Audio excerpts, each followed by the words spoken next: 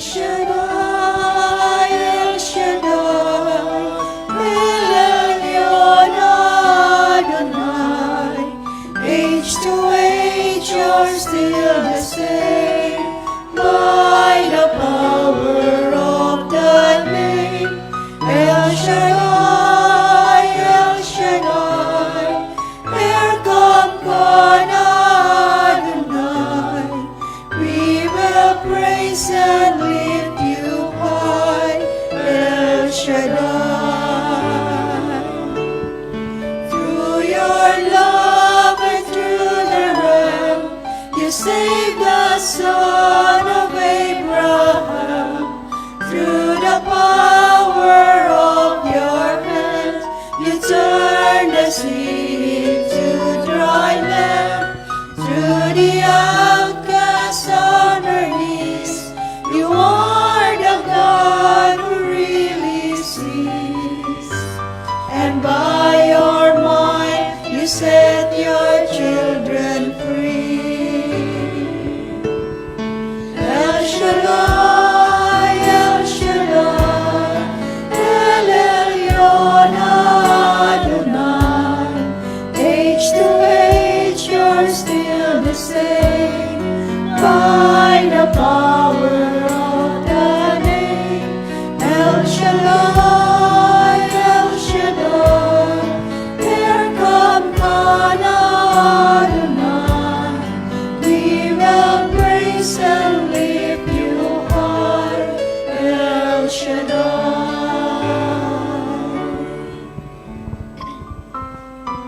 Purihin ka, O aming Panginoong Jesucristo, ang pangalang higit sa lahat ng pangalan, ang Panginoon ng mga Panginoon, ang Hari ng mga Hari, purihin ka magpakailanman. Through the years you made it clear that the time of Christ was near.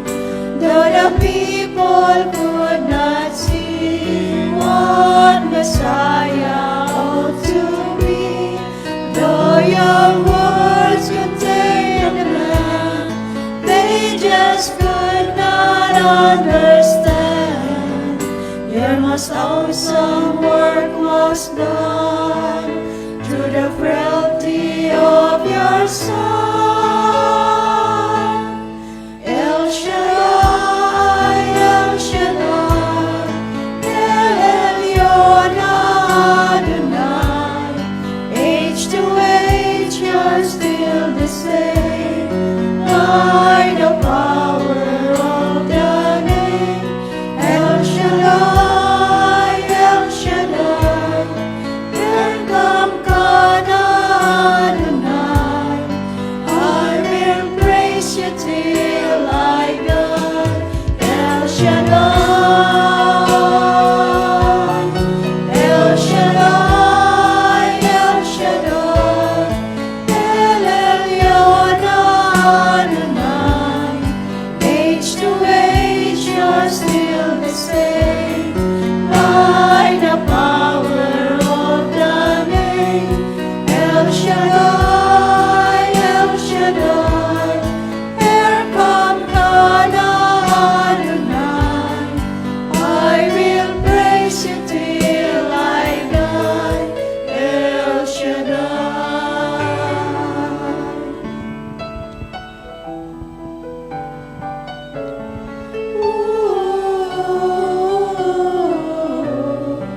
I will praise you till I die, El Shaddai. Aming Panginoong Jesucristo, kayo po ang nagwika. Mapalad ang taong nakikinig ng iyong mga salita at tumutupad nito. Kung ang paghahari mo lamang ang aming unang hahanapin at susundin ang iyong kalooban, ipagkakaloob mo ang lahat ng aming mga pangangailangan. Dakilang Diyos, sa aming mga pagkukulang, lumalapit po kami sa iyo at buong puso patawarin mo po kami sa aming mga pagkukulang. Linisin kami, Panginoong Hesus, ng banal mong dugo mula ulo hanggang talampakan. At muli, Panginoong Hesus, kami dumadalangin na ang iyong mga salita, Panginoong Jesucristo, na nais mong matutunan naming gawin upang ang mga pagpapala mo'y patuloy naming maranasan. Salita, Ama, na sa mga sandali na to ay nais naming mapakinggan. Mangusap ka, O Diyos, sa iyong mga lingkod at mga anak ngayon na naririto sa iyong banal na harapan. At pagkalooban mo kami ng banal mong Espiritu upang maunawaan namin, Panginoong Hesus, ang nais mong ituro po sa amin. At tumihiling din kami, dakilang Diyos, ng gabay mo at kalakasan na ito'y aming maisakatuparan para sa kaluwalhatian ng iyong pangalan. Sa aming pagkatok sa pintuan ng puso mo, Panginoong Hesus, dumadalangin kaming dinggin mo nawa at ipagkaloob sa amin ano man ang aming kahilingan sa ngalan ng Ama, ng Anak, ng Espiritu Santo. Amen. Purihin ang Panginoon. Purihin ang Panginoon, si Kristo ay narito na, tanging lakas at pag-asa. Alleluia, Alleluia.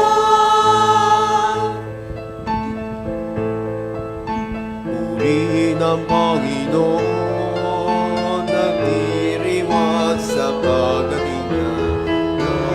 Nagaganap ang aking espiritu. Si Kristo ay narito na, alitan ay iwasan na, tayo ay tutulungan niya.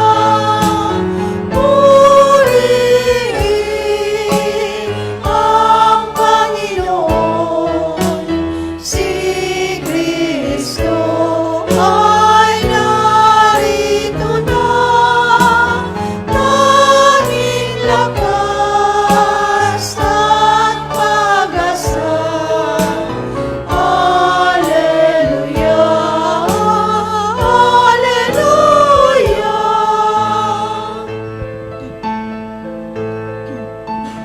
Tanging lakas at pag-asa, naririto sa tuwina, nakahandang tulungan ka. Alleluia, lagi na siya ang kasama sa hirap man at ginhawa. Purihin ang Panginoon, si Kristo ay narito na, tanging lakas at pag-asa. Alleluia, Alleluia.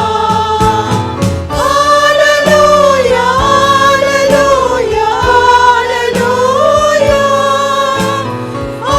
Alleluia, Alleluia, Alleluia. Alleluia, Alleluia, Alleluia.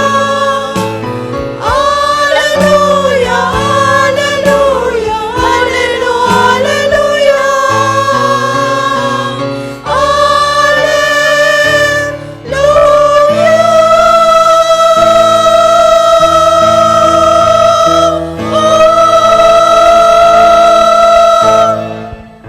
Purihin natin ang Panginoon.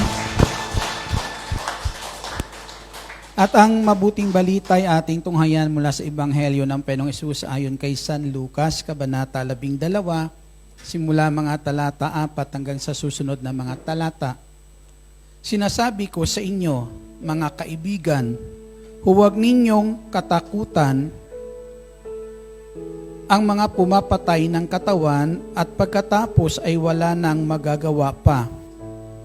Sasabihin ko sa inyo kung sino ang dapat ninyong katakutan.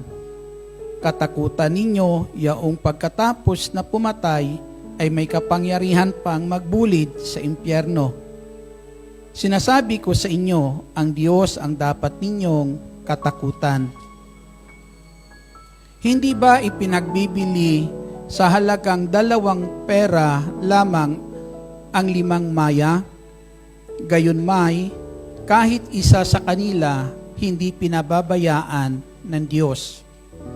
Maging ang buhok ninyo'y bilang na lahat, kaya huwag kayong matakot.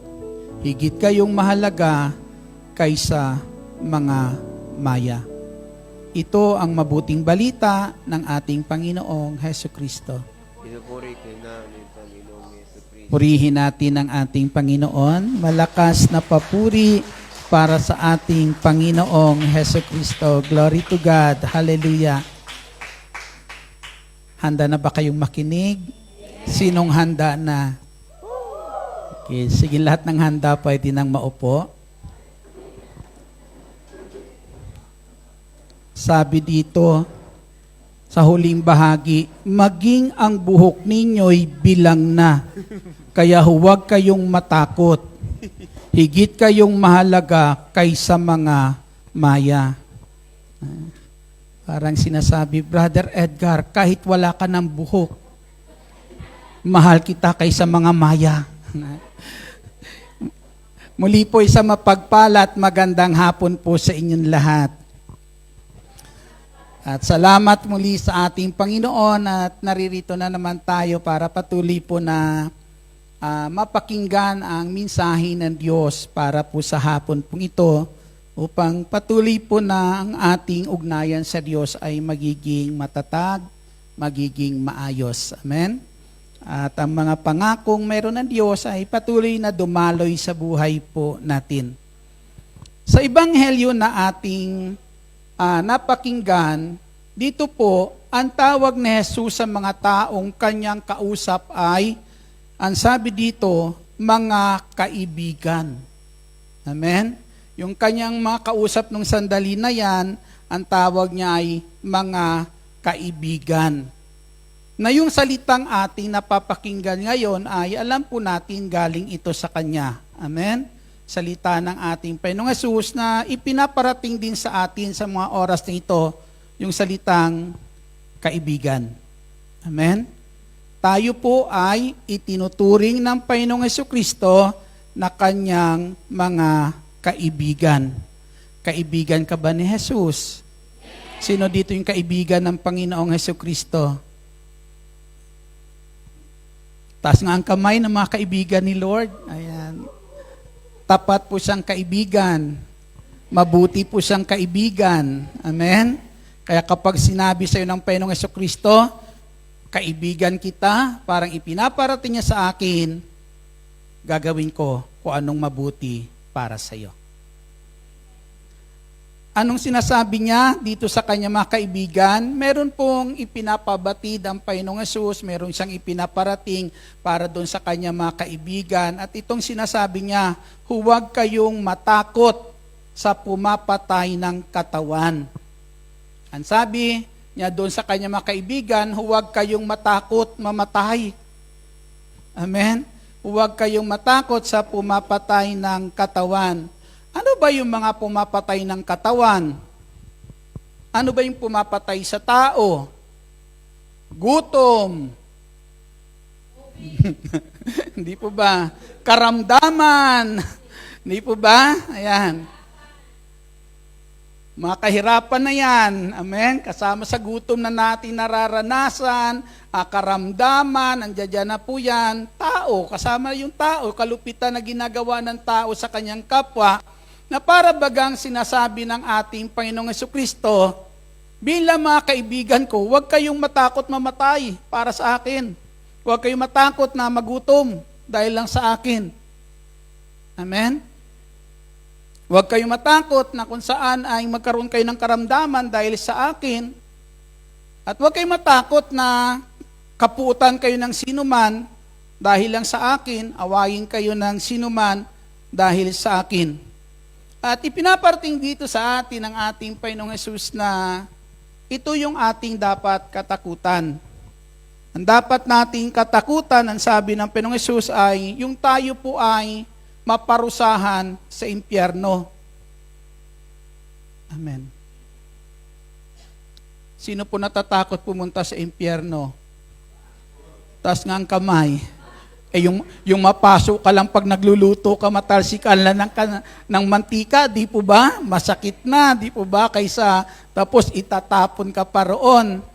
Subalit yan po, ang sabi po, isa po yan sa dapat nating katakutan, na ang sabi po dyan sa Ebanghelyo ni San Mateo, pakinggan po natin to, kabanata po ay 8, may ipinaparating po dito na kung saan may mga demonyong lumapit sa ating Panginoong Hesus o taong inaalihan ng masamang espiritu, na ang sabi po ay ang ganito, nang dumating si Jesus sa ibayo, sa lupain ng mga Gadarino, sinalubong siya ng 2 lalaking galing sa libingan. Sila'y inaalihan ng mga demonyo at napakababangis, kaya't walang mangahas na dumaan doon. Pagdakay, sumigaw sila, ano ang pakialam mo sa amin, anak ng Diyos? Naparito ka ba upang pahirapan kami ng hindi pa panahon? Purihin natin ang ating Panginoong Jesucristo. Na alam po nila ang ating Panginoong Jesucristo ang siyang may kapangyarihan para sila'y itapon sa impyerno. Sa ibang bahagi po dito ng gospel po na ito, ang sabi po roon, huwag mo kaming pahirapan alang-alang sa Diyos. Ang sabi ng mga demonyo sa Panginoong Hesus, huwag mo kaming pahirapan alang-alang sa Diyos. Pag sinabi mong alang-alang sa Diyos, para sinasabi ng demonyo, yung kabutihan meron ang Diyos, iparanas mo sa amin. Amen? Kinikilala din ng demonyo ang kabutihan ng Diyos. Kaso lang, gusto nilang maging Diyos sa pamamagitan ng kung saan kalabanin ang kabutihan ng Diyos. Amen? Pero mo yung sabihin ng demonyo, alang-alang sa Diyos, huwag mo kaming pahirapan. Parang nananalangin siya na ang Diyos ay gumawa din sa kanya ng mabuti. Di po ba? Kung kinikilala po ng demonyong ito na alang-alang sa Diyos ay yung mabuti, ay pwede niyang maranasan. Tayo pa kaya na sinabi ng Panginoong Hesus dito, mahal ko kayong higit kaysa mga maya. Amen. Lalo na sigurong sabihin ng Panginoong Hesus, mas mahal ko kayo kaysa mga demonyo. Amen. Purihin po natin ang ating Panginoong Jesucristo. Malakas na papuri para sa ating Panginoong Hesus na dito po, nais ng ating Panginoong Hesus, tayo po'y kanyang magiging kaibigan. Kaibigan ang turing po sa atin ng ating Panginoong Jesucristo. Ngayon mga kapatid sa ating Panginoong Hesus, ang sabi po, dapat nating katakutan ay tayo po'y maparusahan sa impyerno at ang tangi pong may kapangyarihan para tayo itaboy diyan ay walang iba kundi ang ating Diyos. Amen? Na kapag siya po'y itinakwil natin sa buhay natin, hindi natin sa kinilala, maari po nga diyan nahantong po ang buhay natin. At para po na kung saan ipakita po yung pagkatakot natin sa Diyos, ang sabi po, dapat kinikilala po natin siya. Ang sabi diyan sa talatang 8, sa Ebanghelyo po ni San Lucas, kabanata po 12, talata ay 8, sinasabi ko rin sa inyo, ang sino mang kumilala sa akin sa harapan ng mga tao ay kikilanlin din naman ng anak ng tao sa harapan ng mga anghel at ng Diyos. Purihin natin ang Panginoong Jesucristo. Na ang tunay na pagkatakot sa Diyos ay yung kinikilala natin siya sa buhay po natin. Hindi natin ikinakahiya ang Diyos po nito bagkos kinikilala natin at ang Diyos nito ay atin pong pinararangalan sa harapan ng maraming tao, sinasamba, pinupuri sa harapan ng maraming tao. Pangalawa po, ang sabi po dyan sa Ebanghelyo ni San Lucas, kabanata 12, talata po ay 34, sapagkat kung saan naroon ang inyong kayamanan, ay naroon din naman ang inyong puso. Amen? Minsan sinasabi po natin, ang puso ko ay nasa iyo. Amen? Bakit natin nasasabi minsan ang puso ko ay nasa iyo? Kasi yung tao na yan ay mahal mo. Amen? Kaya yung puso mo nakatuon sa Kanya. At itong sinasabi ng Panginoong Hesus, tanda na kung saan mayroon tayong pagkatakot, pagpapakita ng pagkatakot sa Diyos. Ang sabi po, hindi lang natin dapat ang Diyos na to ay kinikilala, kundi minamahal. Amen? Minamahal natin ang ating Panginoong Hesukristo. Palakpakan natin ang ating Panginoong Hesus. Kaya bilang po na kung saan, kaibigan mo ba ang ating Panginoong Hesukristo? Sino dito kaibigan ng Panginoong Hesus? Sarap naman, na ang lahat andi dito ay kaibigan ng Panginoong Hesus. Ito ang sinasabi niya sa kanyang mga kaibigan. Ang sabi ng Panginoong Hesus sa kanyang mga kaibigan ay ang ganito, maging ang buhok ninyo'y bilang na lahat, kaya huwag kayong matakot, higit kayong mahalaga kaysa mga maya. Amen? Kahit wala nang mabibilang dyan kay Brother Edgar, pero ang alam ko, mahal ako ng Diyos. Amen. Sino naniniwala na siya'y mahal ng Diyos? Palakpakan natin ang ating Panginoong Hesukristo. Na yan ang ipinaparating sa atin ng Panginoong Hesus, higit niya tayong mahal kaysa mga maya. Kung itong mga maya ay hindi niya pinababayaan, ang sabi po dyan ng ating Diyos, sabi niya, masigit na kung saan gagawin ko ang nararapat na pagmamahal para sa inyo. Amen? Palakpakan natin muli ang ating Panginoong Hesukristo. Pagmamahal para sa atin. Ang sabi po dyan sa Ebanghelyo ni San Juan, Kabanata 15, talata 13, ang sabi po ay wala nang hihigit pa sa pag-ibig ng isang tao na nag-alay ng kanyang buhay para sa kanyang mga kaibigan. Amen? At alam po natin, walang iba pong tinutukoy po diyan na kung saan kaibigan na nag-alay ng kanyang buhay para sa kanyang mga kaibigan, walang iba kundi ang ating Panginoong Hesukristo. Na ang sabi sa Roma chapter 5 verse 8 ay ganito pong ipinapahayag po, ngunit ipinadama ng Diyos ang kanyang pag-ibig sa atin nang mamatay si Kristo para sa atin noong tayo'y makasalanan pa. Amen? Ang sabi ni Lord yan, inialay ko ang buhay ko sa iyo nung panahon na kung saan hindi mo ako mahal. Amen. Nung panahon na galit ka sa akin, nung panahon na kung saan ay masama loob mo sa akin, nung panahon na kung saan ay sinisiraan mo ako, hindi mo ako nire-respeto, sabi ni Lord. Kasi ang sabi dito, ipinadama ng Diyos ang kanyang pagmamahal nung tayo'y makasalanan pa. Ibig sabihin niyan, nabubuhay tayo na kung saan nilalapastangan natin ang pangalan ng Diyos. Hindi natin pinahahalagahan, hindi natin nire-respeto. Kanina yun ang salita po dito ng ating kapatid. Amen, sa harapan. Isa nagpapatutuo na kung saan napakahalaga ng respeto. Kaya pag sinabi po dito ng ating Jesucristo, ibinigay niya ang kanyang buhay, nung tayo makasalanan pa, ito po yung pag-iral na makasamaan meron sa buhay po natin na kung saan sumisira sa pangalan ng Panginoong Hesus. So balit sa kabila ng lahat na yan, ang sabi ng Panginoong Hesus, nung panahon na ginagawa mo sa akin yan, inialay ko ang buhay ko para sa iyo. Para kung saan, sa kabila ng lahat ng iyan, may padama ko sa iyong mahal kita bilang kaibigan ko. Amen. Purihin natin ang ating Panginoong Hesukristo. Ngayon, masasabi mo rin bang kaibigan mo si Jesus? Masasabi mo rin bang kaibigan mo siya? Kung masasabi natin kaibigan natin ang ating Hesukristo, siguro naman handa ka at walang takot na harapin ang anumang panganib dahil kay Kristo. Amen? Dahil ang ating Panginoong Hesus, pinatunayan niya ang pagmamahal niya sa atin na hindi siya natakot na harapin ang lahat ng panganib. Mayroon dito sa daigdig, mga kapatid, para lang na kung saan ay iligtas ang bawat isa po sa atin. Ipadama kung anong pagmamahal meron po sa atin. Kanina pa ulit-ulit sa Ebanghelyo po natin, sa humili po ni Father na kung saan ay sa una pong pangbungad ng humili niya po, napakahalaga ng pundasyon po. Amen.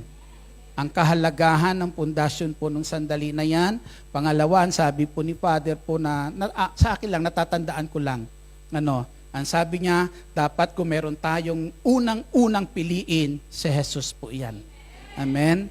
At yung paulit-ulit na sinasabi kanina, yung salitang practice. Ewan ko lang kung natatandaan nyo pa iyon. Amen?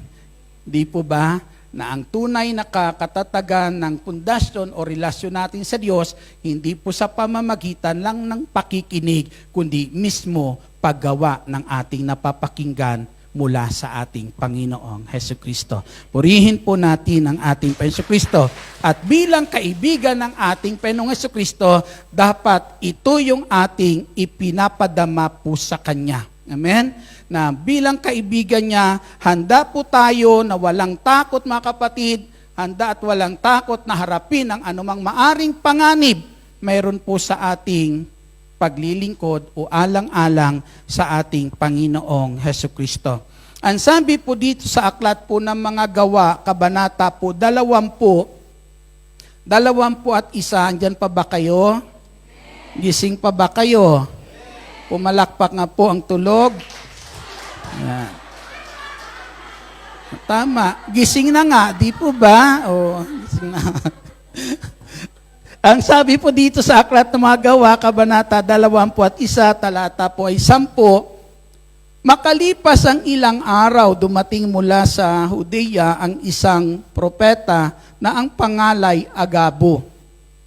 Pinuntahan niya kami, kinuha ang pamikis ni Pablo at ginapos ang sariling paa at kamay.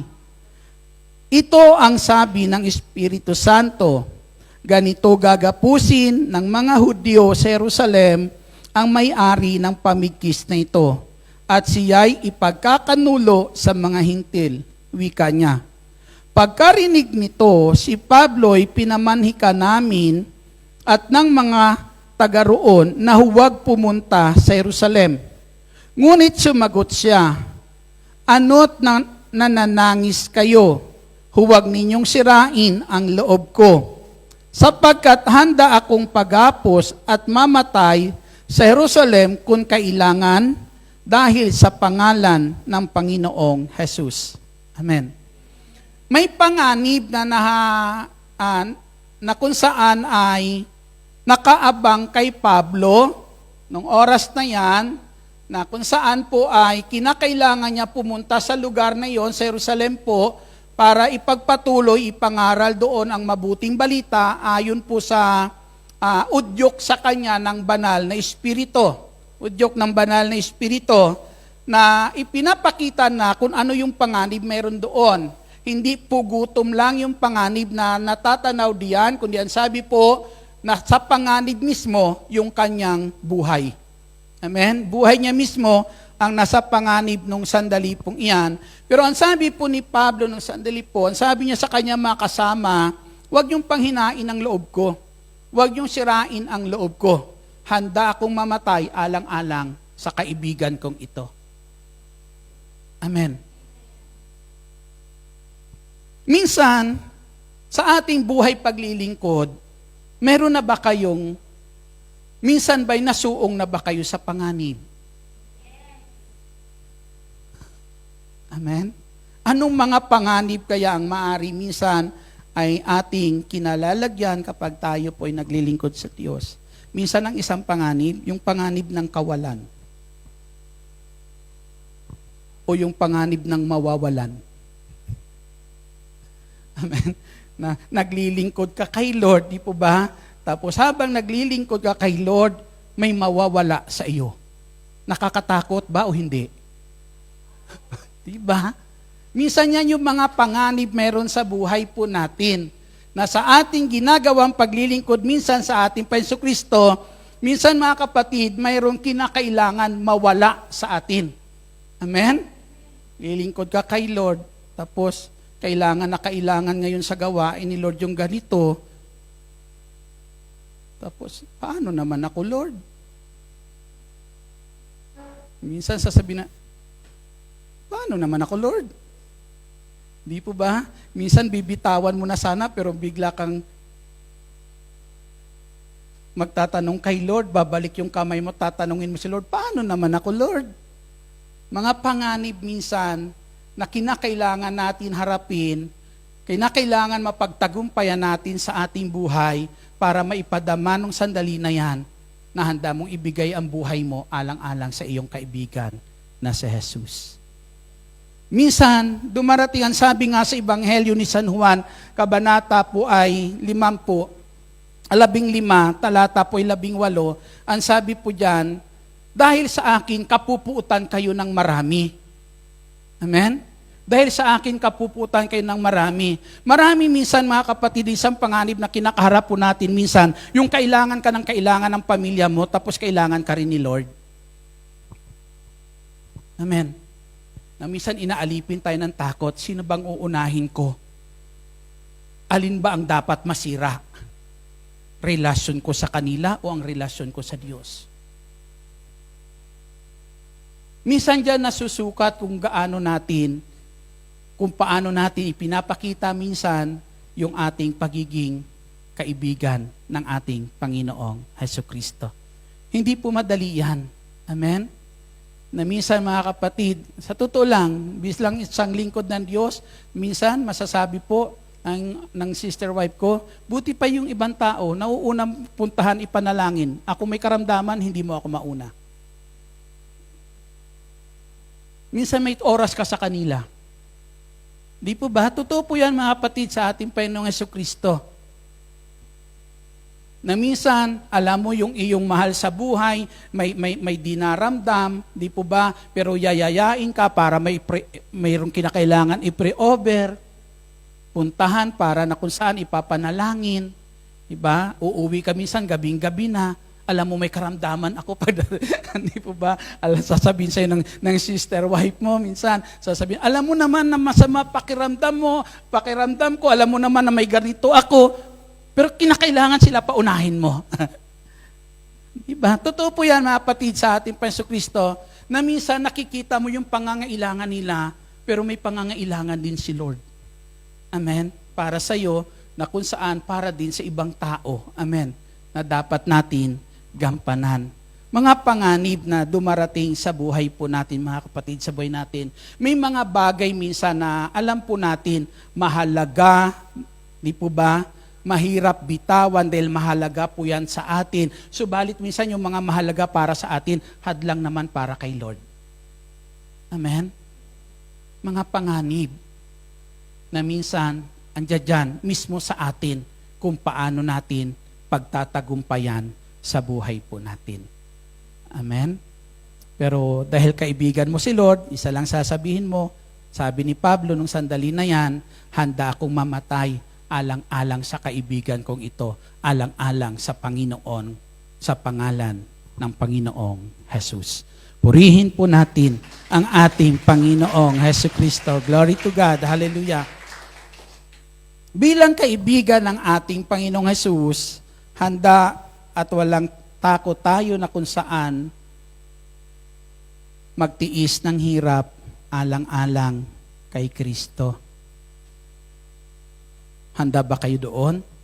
Handa ba tayo na kung saan ay handa at walang takot na magtiis ng hirap para sa ating Panginoong Hesukristo? Ang sabi po rito, mga kapatid, sa aklat po ng Gawa, Kabanata 20 at talata po ay 22, ngayon sa utos ng Espiritu ako'y pupunta sa Jerusalem, at hindi ko alam kung ano ang mangyayari sa akin doon. Ito lamang ang aking alam, sa bawat bayan dinalaw ko, ipinahayag sa akin ng Espiritu Santo na ang naghihintay sa akin doon ay pagkabilanggo at kapighatian.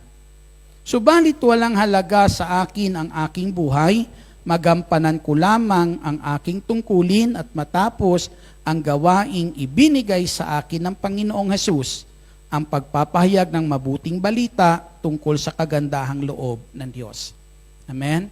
Ito yung nag-aabang sa Kanya, pero ang sabi ni Pablo, baliwala sa akin ang aking buhay, ang mahalaga sa akin, magampanan ko yung gampaning ibinibigay sa akin ni Hesukristo. Sa isang bahagi po ng kasulatan, dito po sa sulat ni Pablo sa Aklat ng Korinto, kabanata po sa pangalawang Korinto, kabanata 8 at ang talata po ay 1 hanggang 5. Pakinggan po natin ito. Ang sabi po, ipinaliwanag ko naman sa inyo ang tungkol, pangalawang Korinto, kabanata po ay 8. Ibig kong ibalita sa inyo, mga kapatid, ang nagawa ng pag-ibig ng Diyos sa mga iglesia sa Macedonia. Dumanas sila ng matinding kahirapan at ito'y isang mahigpit na pagsubok. Una po, matinding kahirapan at ito'y mahigpit na pagsubok sa kanila, at sa kabila ng kanilang paghihikahos, masayang-masaya pa rin sila at bukas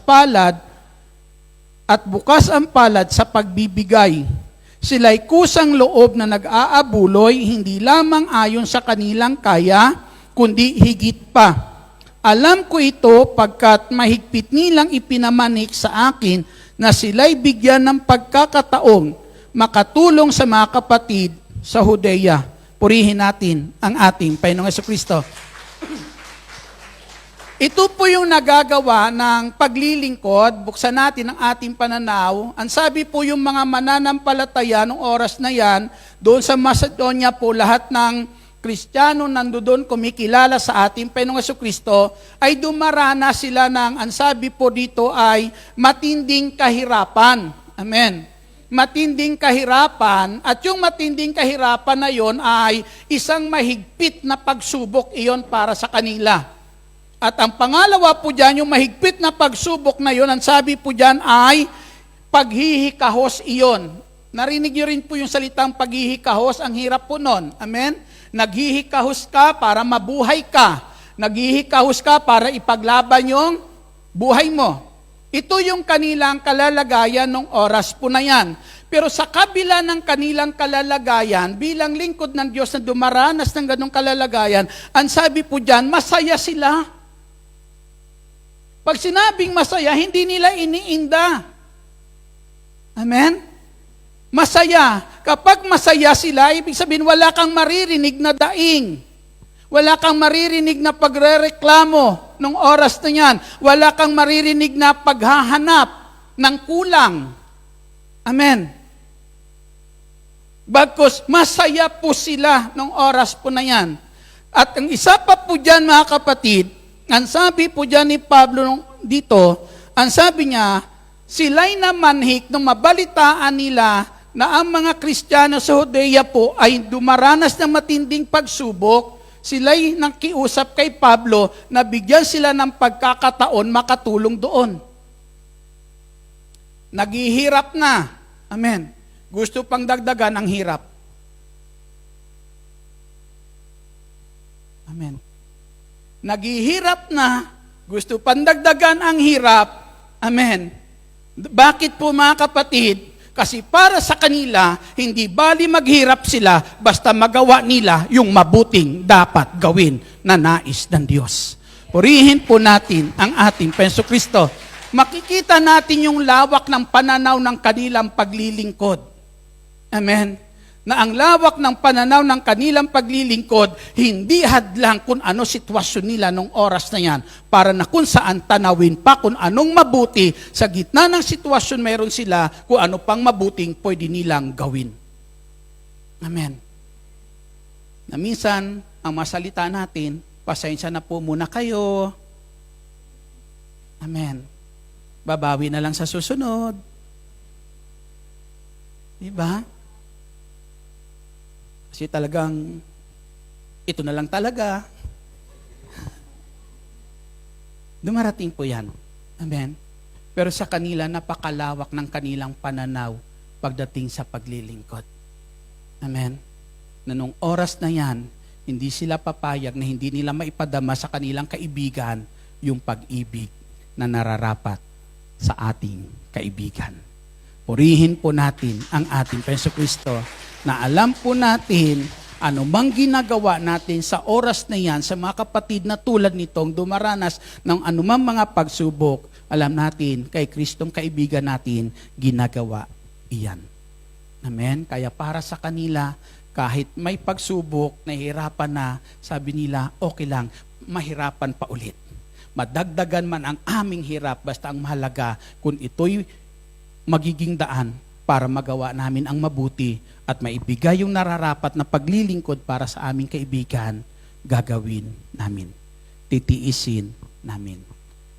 Amen? Lahat ng inyong mga ginagawang paglilingkod para sa inyong mga mahal sa buhay, alam ko hindi madali iyan. Amen? Lahat na tiisin iyan. Pero nagiging magaan lahat iyan kapag naiisip nyo, ito para kay Lord. Amen? Ginagawa ko ito, Lord, para sa iyo. At alam ko, Panginoong Hesus, bilang kaibigan, hindi mo rin ako kakalimutan. Amen? Darating din ang panahon na kung saan ang lahat na itong ginagawa ko ay gagantimpalaan mo din. Amen? Naniniwala ba kayo na yung pangako na yan ng Diyos ay gagawin niya sa atin? Na ang sabi niya, kung ang mga maya ay hindi ko pinababayaan, higit kayo kaysa mga maya. Amen? Pinaniniwalaan niyo ba yung pangako ng kaibigan mong iyan? Palakpakan natin ang ating Panginoong Kristo. Malakas na papuri para sa ating Panginoong Hesus. Hallelujah, glory to God. Handa at walang takot na ipagkatiwala ang buhay kay Kristo. Lord, kaibigan kita, kaibigan mo ako. Di po ba? Yung buhay meron ako para sa iyo. Handa kong ipagkatiwala ito sa iyo. Sa aklat po ng mga gawa, kabanata po ay 11. Sinasabi po dito, ang pangungusap ay ang ganito, kabanata 11, talata po ay 11. Ang mga mananampalataya ay nagkahiwa-hiwalay dahil sa pag-uusig na nagsimula ng patayin si Esteban. Narinig niyo po? Ang mga mananampalataya nung oras na yan ay nagkalat po sila dahil sa pag-uusig at ang pag-uusig na ito ay nagsimula kay Esteban. Anong ginawa kay Esteban? Si Esteban po ay binato hanggang sa mamatay. Hanggang sa mamatay si Esteban po. Matapos po noon, yung mga mananampalataya ay nagkumalat po sila, nagkanya-kanya, para na kung saan man dako sila pumunta ay maipangaral pa rin, maipagpatuloy pa rin ang paglilingkod. Sa kabanata po 12, sinasabi dito ang ganito, nang mga panahon ding iyon, sinimulang usigi ni Haring Herodes ang ilang kaanib sa iglesia. Pinapugutan niya si Santiago na kapatid ni Juan.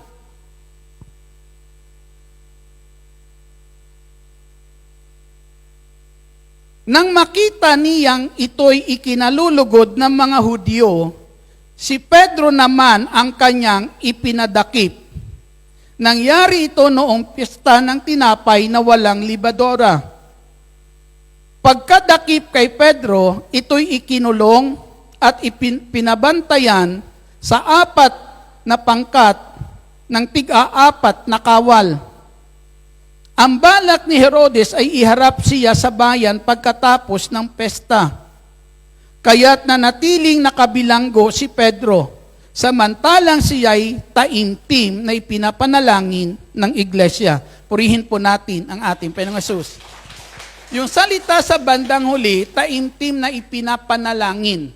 Ibig sabihin, yung buhay ng mga lingkod ng panahon na iyan ay ipinagkakatiwala sa kamay ng ating Panginoong Jesucristo. Pag ang tao'y nananalangin, ibig sabihin, yung buhay niya, ipinagkakatiwala niya sa magagawa ng ating Diyos. Amen? At ito po yung kalalagayan nila nung panahon pong iyan, na ang mga alagad dumaranas ng ganitong pagsubok.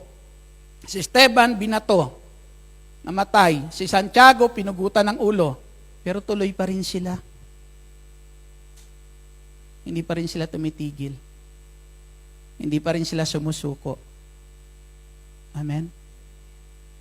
Si Pedro nung oras na niya, nasa kulungan, may anghel na dumating, inalis yung mga tanikala sa paa ni Pedro sa kamay, binuksan yung kulungan, ilang mga gwardiya ang dinaanan hanggang makalabas si Pedro nung oras na yan at nakarating sa makasamahan niyang nananalangin para sa kanya.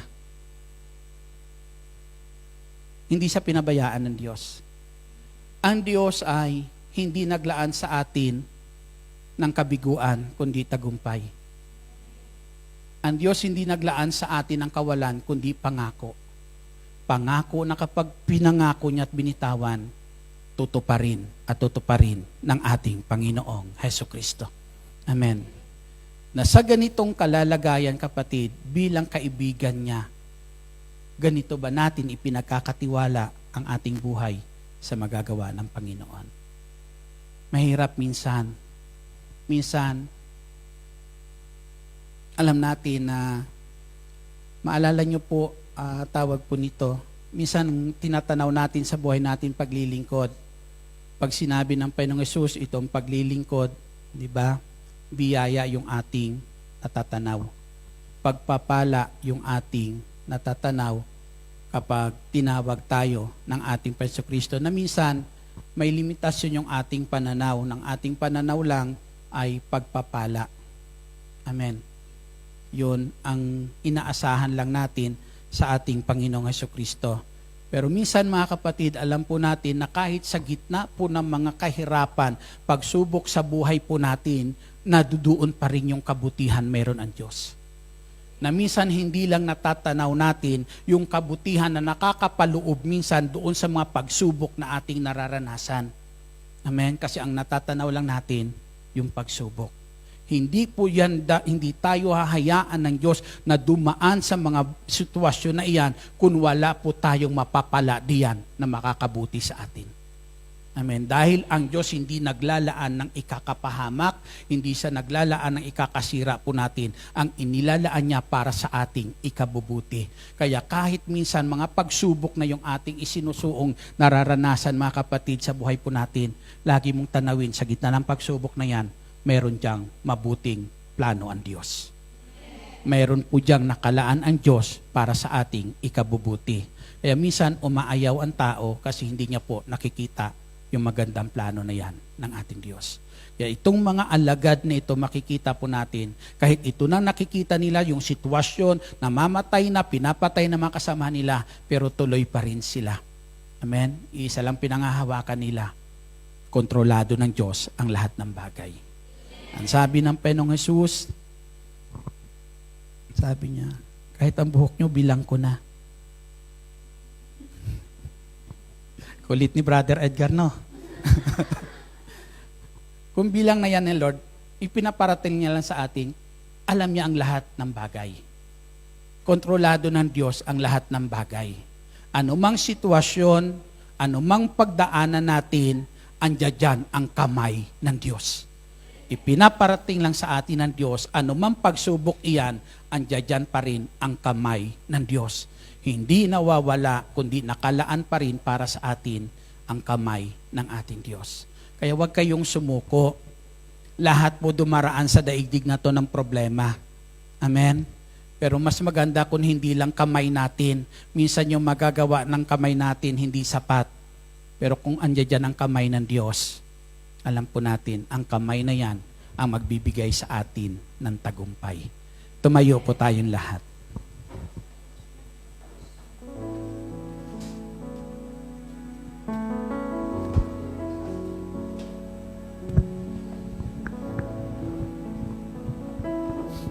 Magtatagumpay na tayo. Malapit na natin mapagtagumpayan yung gutom na ating nararamdaman. Amen. Sabi ni Lord, konting tiis lang kaibigan. Lagay po natin ating kamay po sa tapat ng puso po natin. Hallelujah. Ama naming nasa langit, ang araw na to ay ibinigay mo para sa amin. At sa araw po nito, Ama, alam namin, narito ang kamay mo para sa amin. Ikaw ang may likha ng araw na to, Diyos. Nilikha mo ito para sa amin. Para sa araw po nito, Diyos, patuloy naming maranasan ang iyong kabutihan. Patuloy niyong kausapin ng Lord. Pabulong niyo sa Kanyang iparating ang numaan niyong kahilingan ngayon. Hallelujah.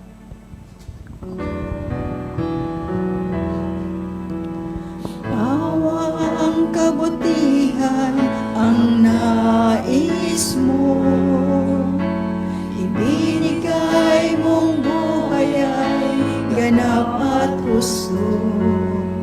Sa landas ng pagbabago, katwiran mo ang lalakaran Yes, ko. Lord. Hallelujah. Kahit anong pagsubok, Lord, katwiran mo, Lord, ang lalakaran namin. Pawang kabutihan ang nais mo. Yes, Lord. Ibinigay Sa gitna ng mga pagsubok, Lord, may kabutihan ka nakalaan para sa amin, Lord.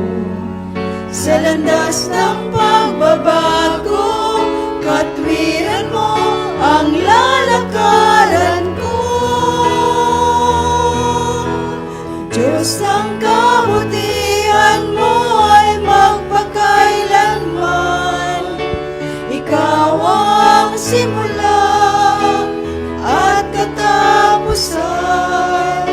Hindi ka nagmamaliw, katapatan mo'y walang hanggan. Ang kabutihan mo'y magpakailanman. Diyos, ang kagandahan ng kalooban mo, naglalarawan ng dakilang Kahit pagsubok, pag-ibig dinaraanan mo, mahal ka ng Diyos. sa landas ng pagbabago, katwiran mo ang lalakaran ko. Diyos, ang kabutihan mo ay magpakailanman. Ikaw ang simula at katapusan.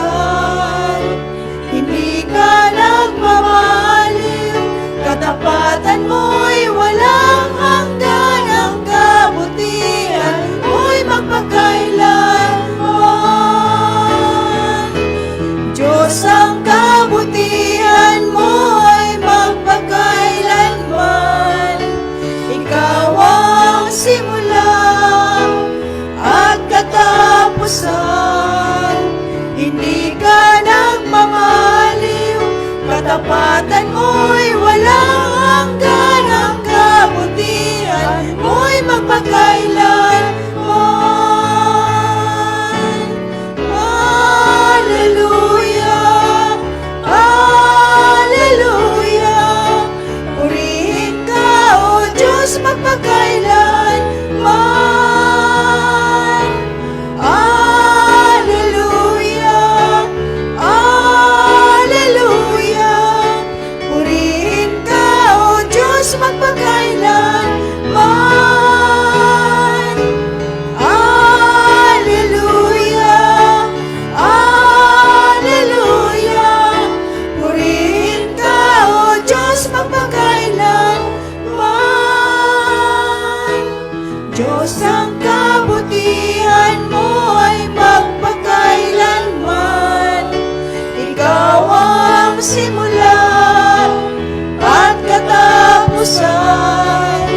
Hindi ka nagmamaliw, katapatan mo'y walang hanggan. Ang kabutihan mo'y magpakailanman. Ang kabutihan mo'y magpakailanman. Ang kabutihan mo'y magpakailanman. Nakikita ng Diyos ang inyong mga mabuting hangarin. Nakikita ng Diyos ang kagandahang umiiral sa inyong kalooban na siyang naghahangad na kung saan patuloy gawin ang anumang kabutihan para sa mga tao na alam niyo po kailangan ang kabutihan pong iyan. Kasama mo ang Diyos sa planong iyan.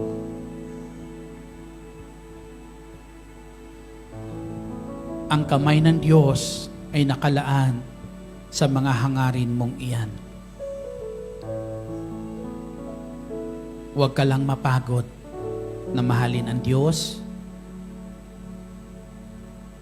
Huwag ka lang lumihis sa Kanyang panuntunan anumang pagsubok ang ating mga dinaraanan. Sa gitna ng pagsubok, andyan ang kamay ng Diyos. Sabi ng Lord, kung hindi niya pinababayaan ang mga maya, higit ka kaysa mga maya. Higit kanyang alalahanin, higit kanyang mamahalin. Marami po dito sa atin sa Hong Kong na minsan 2, 3 anak binubuhay mag-isa.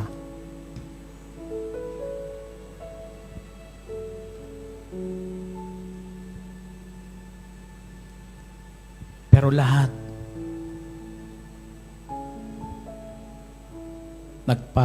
napagtatagumpayan dahil may Diyos na kinikilala.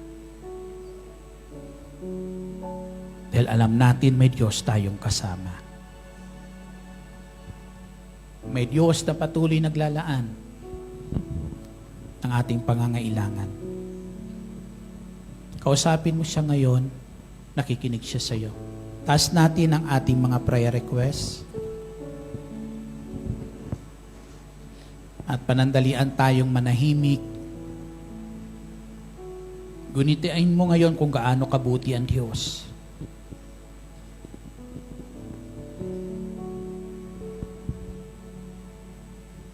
Sa paggunita mo ng kabutihan, meron ang Diyos.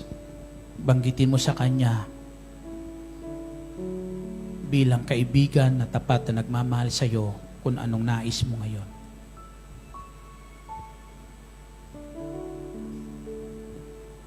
Panginoong Hesukristo, wala pong mahirap sa iyo. Kahilingan ko ngayon, Panginoong Jesus, lahat ng may karamdaman na prayer partner dito sa Hong Kong,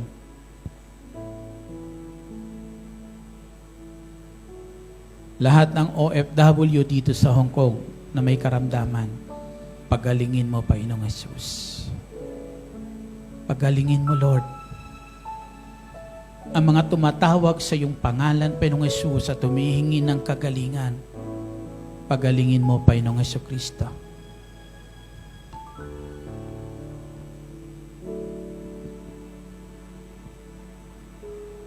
Pawiin mo, Panginoong Jesus, anumang sanhi ng karamdaman sa kanilang katawan. Ama, salamat. Abutin mo rin ang mga mahal namin sa buhay na may karamdaman at ipagkaloob ang kagalingan, Ama. Nang anumang ang aming Panginoon pinagpapaguran dito sa Hong Kong, ay hindi lamang mauwi, Lord, sa mga karamdaman, kundi patuloy, Panginoong Jesus, kung saan maging kapaki-pakinabang ito, Lord God, sa buhay namin. At higit sa lahat, O Diyos, magamit, Panginoon, sa kabutihan. Salamat, dakilang Ama naming nasa langit, maghari ka sa buhay namin, at tulad na yung pangako, huwag mo kaming iwan, huwag mo kaming pababayaan. Balutin mo kami ng iyong banal na dugo, Panginoong Jesucristo, at patuloy ang bawat isa sa amin habang naririto, biyayaan ng magandang kalusugan at kalakasan. Ang mga dalangin para sa kanilang mga anak na pinag-aaral, O Diyos, dalangin namin, Ama, ay dinggin mo, O Diyos, ipagkaloob, Ama, ang kanilang mga anak, pagkalooban mo, O Diyos, ng maayos at magandang trabaho, dakilang Diyos naming nasa langit. At inihiling namin, dakilang Ama naming nasa langit, patuloy ang tagumpay ay iparanas mo sa aking mga kapatid. Sa iyo, O Diyos, ang lahat ng papuri, parangal at pagluluwalhati sa lahat ng kabutihang ginagawa mo sa amin. Patuloy pang gagawin, Ama, sa ngalan ng Panginoong Hesus, sa ngalan ng Ama, ng Anak, ng Espiritu Santo. Amen. Patuloy kayong samahan at pagpalain ng Diyos sa lahat ng inyong gagawin. Hallelujah.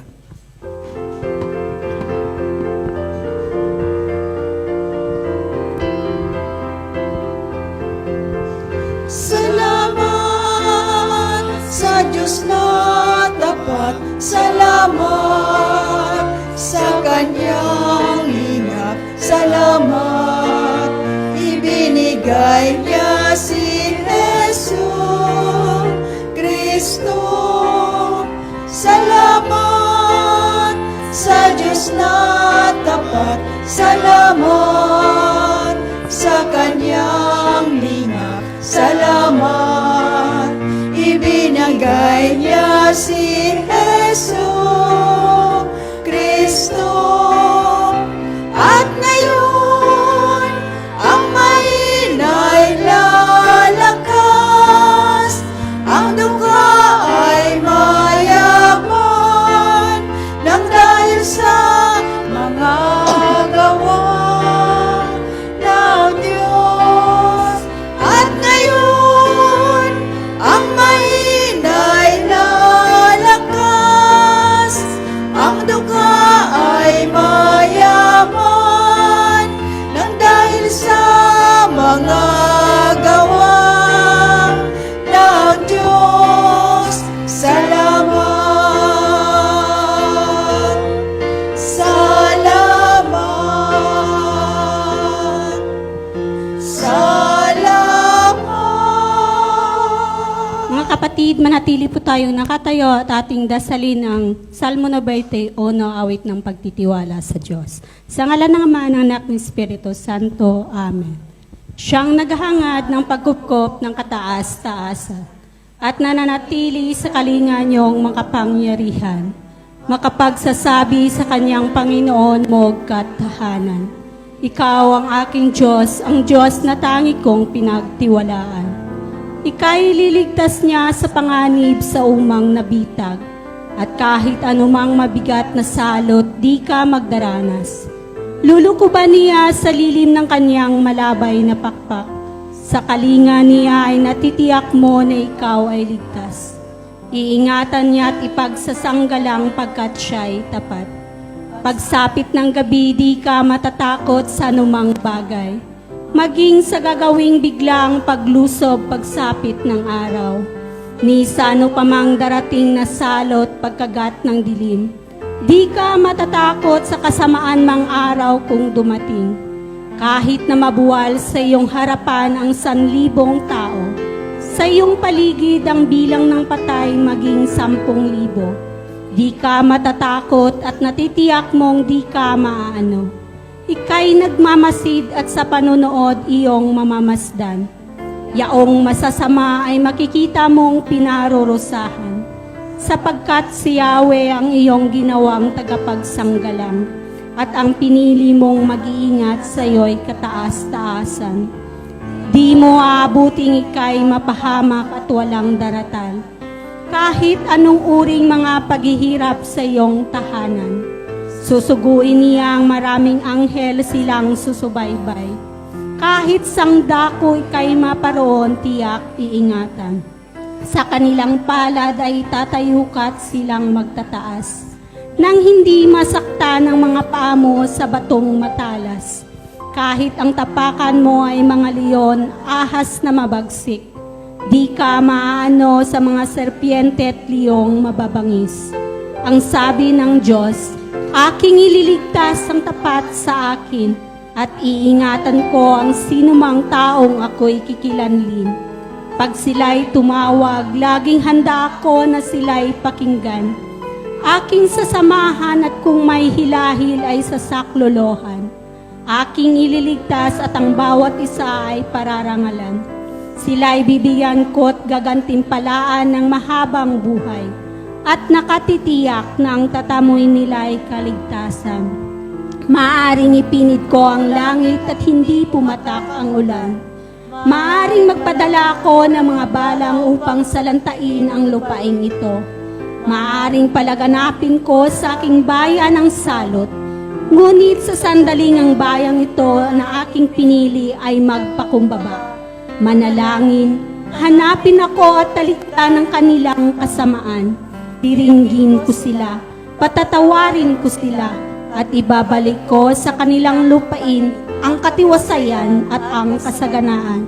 Ito ang mga salita ng Diyos. Salamat sa Diyos. Sa ngalan ng Ama, ng Anak, ng Espiritu Santo.